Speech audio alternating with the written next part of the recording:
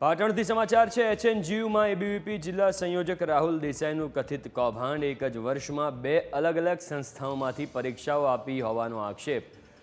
March 2023માં BS એમ6 બીડી college પાટણથી પરીક્ષા આપી હતી। ઓગસ્ટ 2023માં સેનેટરી ઇન્સ્પેક્ટર રાધનપુરની કોલેજમાંથી પરીક્ષા આપી હતી। યુજીસી 2022માં નિયમ પ્રમાણે અભ્યાસક્રમ સમાન હોય તો અભ્યાસ કરી શકાતો નથી।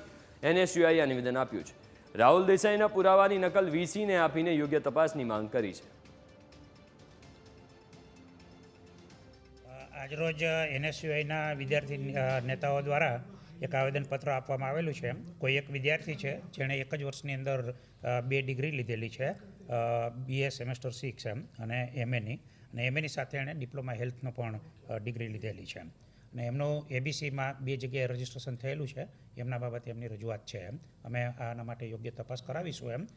બીજી રજૂઆત એવી છે કે એમણે સ્કોલરશિપ પણ 2 જગ્યાએથી લીધેલી છે।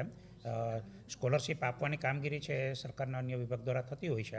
અમને જરૂર રહેશે અમે ખુલાસો પૂછાવીશું। એક જ વર્ષની અંદર જે 2 ડિગ્રી જે વિદ્યાર્થીએ ત્યાં વિદ્યાર્થી પરિષદના નેતાએ જે લીધી છે એ મારું એક જ કહેવું છે કે 2023ની અંદર જે ડિગ્રી લીધી એ બીએની અંદર જે બીડી કોલેજ ત્યાંથી લીધી, અને એ જ સેમ ડિગ્રી 2023ની અંદર ઓગસ્ટની અંદર જે સેનેટરી ઇન્સ્પેક્ટર એસઆઈ કોલેજ જે રાધનપુર છે ત્યાં એ જ સમયે એક જ વર્ષની અંદર 2 ડિગ્રી લીધી છે। તો મારું સ્પષ્ટ એવું કહેવું છે કે જે યુજીસીના નિયમ મુજબ 2022 એપ્રિલની અંદર જે નિયમ મુજબ કે એક જ વર્ષમાં વિદ્યાર્થી 2 ડિગ્રી લઈ શકે, પણ એનો જે સમય છે અલગ અલગ હોવો જોઈએ, અને જે સમયની દૂરી છે જે નજીક એનો કિલોમીટર જે નજીક હોવા જોઈએ એના એક જ સમયે 2 ડિગ્રી લીધી છે। અમારી એવી સ્પષ્ટ માંગણી છે યુનિવર્સિટીના કુલપતિને કે તમે આવા વિદ્યાર્થીઓએ જે ડિગ્રી લીધી છે આનું એક જ આધાર કાર્ડ ઉપરથી એબીસી આઈડી જે છે એક જ એનરોલમેન્ટ પડે તો આ 2 એનરોલમેન્ટ પડ્યા કેવી રીતે અને આ યુનિવર્સિટીમાં ફોર્મ ભરાયું કેવી રીતે,